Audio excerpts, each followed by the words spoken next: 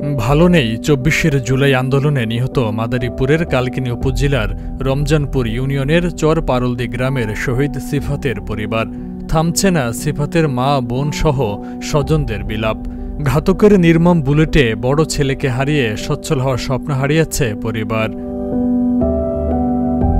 প্রতিনিধি ইব্রাহিম সবুজ জানান, বাবার সঙ্গেই সিফাত ঢাকায় এসেছিলেন কর্ম করে পরিবারের হাল ধরতে। ২৪ জুলাই পাল্টে দিল তার পরিকল্পনা। বৈষম্য বিরোধী ছাত্র আন্দোলনে যোগ দেন তিনি। ২০ জুলাই মিরপুরের আন্দোলনে পুলিশ ও ছাত্রলীগের হামলায় ঘাতকের গুলিতে শহীদ হন সিফাত।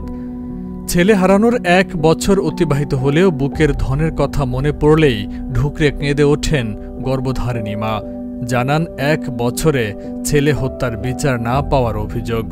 কোনো বিচার তো পাইতেছি না। আজকে 1 বছর হয়ে গেছে, আমার ছেলের কোনো বিচার হইল না, যে আমার ছেলেরে গুলি করে মারছে। তাই আমরা ওই খুনির বিচার চাই।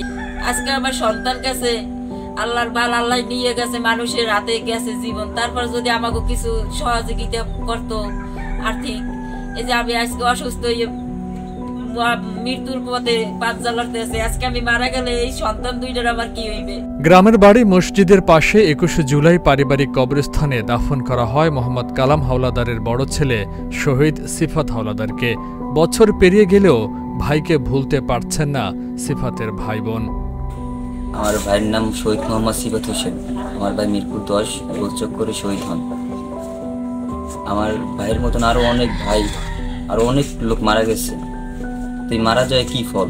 কিছুই তো হচ্ছে না দেশে। আমাদের কিছু চাওয়া পাওয়ার নেই, শুধু চাওয়া পাওয়া এটুকুই যে কারণে তাদের জীবন গেছে, এই কারণটা যেন সফল হয়। কত ভাইয়ের বুক খালি করছে, পারবেন তারা আনিয়ে দিতে? পারবে না।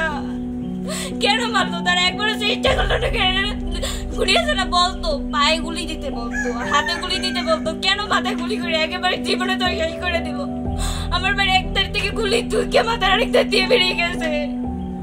আমার ভাই তার কোনো কথা বলতে পারলো না। আমার বাইরে না, আমাকে কেউ একটু দেখায়ও না। আমার বাইরে আমরা একটু দেখতেও পারি নাই, আর তো দেখতেও পারবো না। কিনলে আমার বাইরে মারলো, আমার বাইরে বিচার চাই। জুলাই আন্দোলনে সকল শহীদ পরিবারকে সরকার সহযোগিতা করে যাচ্ছেন বলে জানান উপজেলা নির্বাহী কর্মকর্তা। সিফাতের পরিবারকেও সহযোগিতার আশ্বাস দেন তিনি।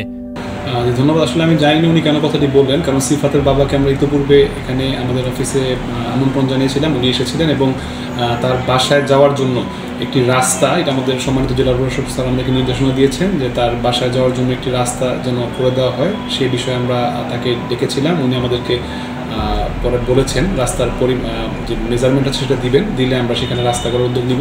পাশাপাশি সময় সময় সরকার থেকে যে সকল সহযোগিতা করা হয় আমরা তাদের কাছে পৌঁছান, তাদেরকে সরকারের পক্ষ থেকে উপহার সামগ্রী প্রদান করা হবে এবং শহীদ সিফাত সহ অন্য যারা শহীদ হয়েছেন জুলাই গণঅভ্যুত্থানে তাদের কবরে পুষ্পস্তবক অর্পণ করা হবে।